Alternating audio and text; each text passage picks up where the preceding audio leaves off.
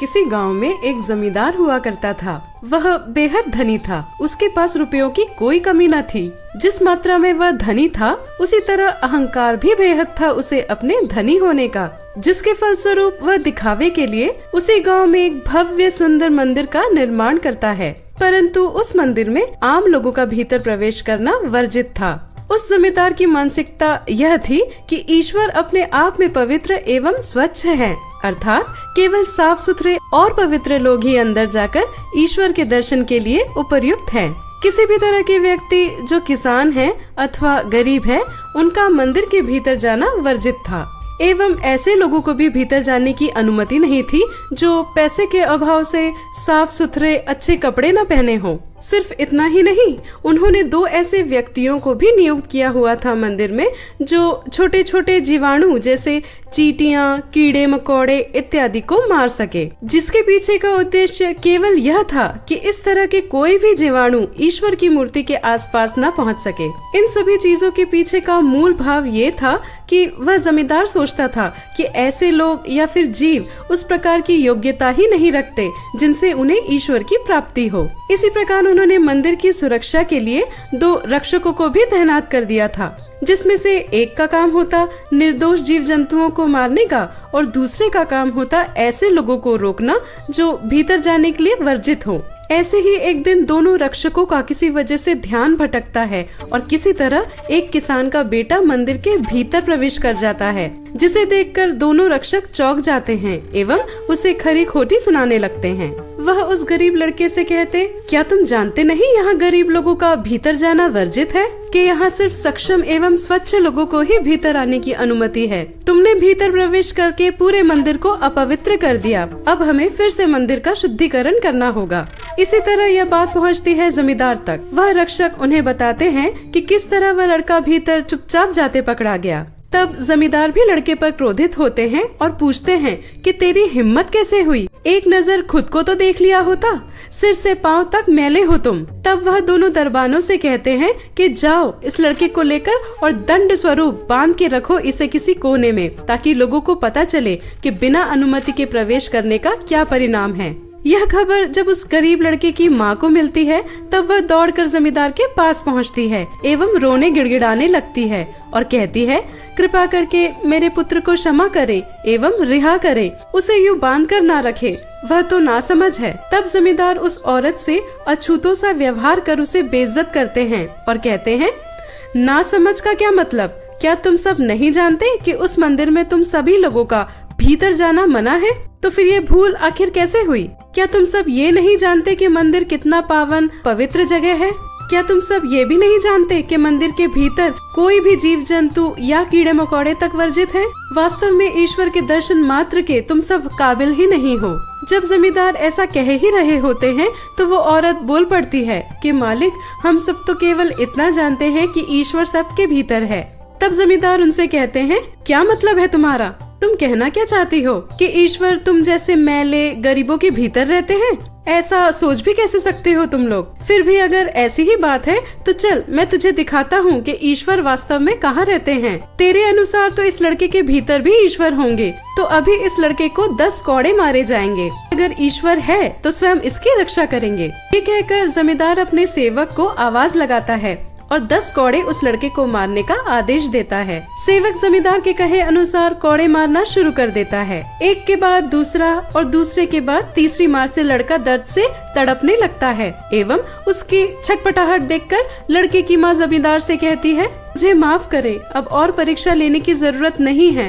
मैं ही गलत थी एवं आप सही थे। दया करे हम पर और मेरे बेटे को छोड़ दे। जमींदार ने कहा, ठीक है, पर अभी नहीं, कल सुबह मैं तेरे बेटे को छोड़ूंगा। अभी के लिए तुम जाओ यहाँ से। ये बोलकर जमींदार उस औरत को धुतकार कर भगा देता है वहाँ से। तब वह रोते हुए अपने बेटे को घड़ी भर देखकर वहाँ से चली जाती है। उसी रात कुछ ऐसा घटित होता है कि जमींदार के निवास पर डाका पड़ता है। विशाल डकैतों का समूह निवास स्थान के भीतर प्रवेश करने में सफल होते हैं एवं अनेक चीजों की चोरी के पश्चात जब वह जा रहे होते हैं तब वह रुककर आपस में विचार विमर्श करते हैं कि इस प्रकार जमींदार को जीवित छोड़ देना उचित नहीं है, क्योंकि हमने इतने सारे महंगे महंगे चीजों की चोरी की है। जमींदार निश्चित ही दरोगा तक जाएगा और हमें पकड़वा देगा, इसलिए जमींदार को जान से मार देना आवश्यक है। जमींदार डकैतों की यह बातें चुपचाप सुन लेता है और वहाँ से बचने के प्रयास में भागने लगता है। तब उन डकैतों का सरदार अपने समूह से कहता है, जाओ और पकड़कर लाओ उस जमींदार को। सुबह तक वह जंगल में मेरे आंखों के सामने होना चाहिए। इतना सुनकर जमींदार और जोरों से दौड़ने लगता है। रात का समय था और वह समझ नहीं पा रहा था कि जाए तो कहाँ जाए, करे तो करे क्या। इसी उधेड़बुन में वह अंधाधुंध दौड़ते रहते हैं और ऐसे ही दौड़ते दौड़ते छोटे छोटे पहाड़ों के बीच से होते हुए किसी रोशनी के प्रकाश पर वह जा पहुँचते हैं एक छोटी सी गुफा में। और वहाँ पहुँचकर वे प्रार्थना करने लगते हैं कि हे ईश्वर, मेरी सहायता करो, किसी भी तरह मेरे प्राणों की रक्षा करें, मुझे बचाएं। मैं आपका उपासक हूँ, आप पर मेरी आस्था है, मुझे प्रमाण दें इस बात का कि ईश्वर है। ये कहकर वह भयभीत होकर बैठ जाता है किसी जगह और देखता है कि एक मकड़ी जाल बुन रही होती है एवं जिसे देखकर जमींदार व्यंग हंसी हंसते हुए मन ही मन ये सोचने लगता है, हे ईश्वर, तुमने मेरी रक्षा के लिए किसे भेज दिया? इस छोटे से जीव को भेजा है और वह भी जाल बुनने में व्यस्त है। यह मेरे प्राणों की क्या रक्षा करेगी? कि जीव जंतु जिन्हें मारने के लिए मैंने मंदिर में स्वयं 2 रक्षकों का प्रबंध किया है। जमींदार यह समझ चुका था कि उसके बचने का अब कोई दूसरा उपाय नहीं, बस फिर वहीं थक कर उसकी आंख लग जाती है। फिर दूसरे दिन जैसे ही सुबह सूरज की रोशनी पड़कर जमींदार की आंख खुलती है, वह ये देख पाता है कि वह मकड़ी रात भर में पूरा जाल बुन चुकी होती है। इसे देखकर जमींदार फिर हंस पड़ता है और मन ही मन फिर बातें करने लगता है खुद से, यह जाल किस प्रकार मेरी रक्षा करेगी? कोई भी अंदर प्रवेश करके आसानी से इस जाले को हटा सकता है। हे ईश्वर, तुम्हारी क्या लीला है, यह केवल तुम ही जानते हो। मेरे समझ के तो परे है कि ईश्वर है भी या नहीं। तब वह जमींदार यह सुन पाता है कि कुछ लोग उसे ढूंढते वहाँ पहुँच चुके होते हैं एवं वह थोड़ा खिसककर और भीतर की ओर चला जाता है, जहाँ किसी को भी गुफा के भीतर कुछ भी देख पाना लगभग असंभव होता है। तभी उन लोगों में से एक व्यक्ति कहता है, सरदार, मुझे तो लगता है कि वह जमींदार इसी गुफा के भीतर होगा। तब सरदार कहता है, तुम सब कितने मूर्ख हो, इस गिरोह में तुम लोगों को किसने शामिल कर लिया? क्या तुम सब ये देख नहीं सकते कि यहाँ पहले से एक मकड़ी ने जाला बुन रखा है? जो भी व्यक्ति यहाँ से होकर भीतर जाएगा तो क्या वह जाला इसी प्रकार रहेगा? चलो दूसरी तरफ चलते हैं और वहाँ उस जमींदार को ढूंढकर निकालने का प्रयास करते हैं। अब तुम सब चलो यहाँ से, कहकर वे सब वहाँ से चले जाते हैं। ये सब सुनकर जमींदार, जो भीतर से चुपचाप सब कुछ सुन रहे होते हैं, अब सोच में पड़ जाते हैं कि आखिर ये हुआ तो हुआ कैसे?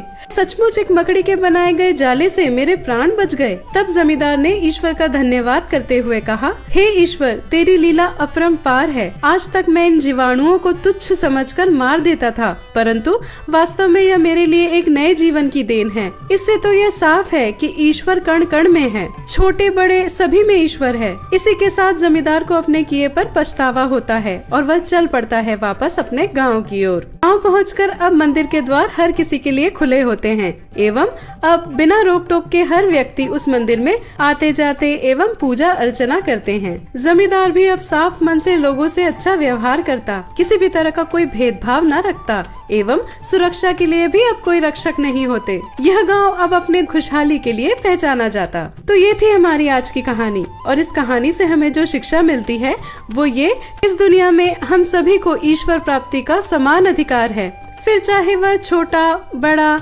अमीर गरीब, जीव जंतु हो या इत्यादि। यह जानते हुए कि ईश्वर सब में है, हम यह मानते हैं कि सच्चे दिल से की हुई ईश्वर की प्रार्थना जरूर सुनी जाती है। बस जरूरत है तो एक निष्पक्ष भावना की, सबकी सहायता करते चलिए, सबको उनके हिस्से का मान और सम्मान अवश्य दीजिए। ईश्वर भी आपसे प्रसन्न होंगे एवं ईश्वर की प्राप्ति निश्चित है।